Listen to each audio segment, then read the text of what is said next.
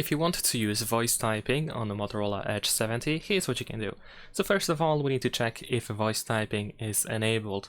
To check that, we need to open Settings, scroll down in order to find System Settings.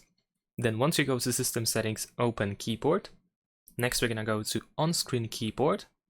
And over here we can select Gboard because this is the keyboard that we use by default on this phone. And over here we have the voice typing option, which of course can be enabled or disabled over here, so make sure that it is on.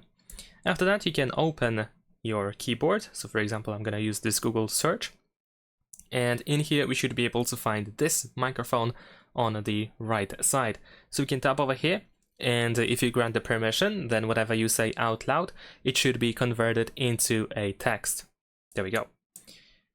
And sometimes when you stop your sentence, the microphone might be automatically disabled, but in some cases you will have to tap on the microphone in order to actually turn it off manually. So that's pretty much it. Thanks for watching, leave a like and subscribe.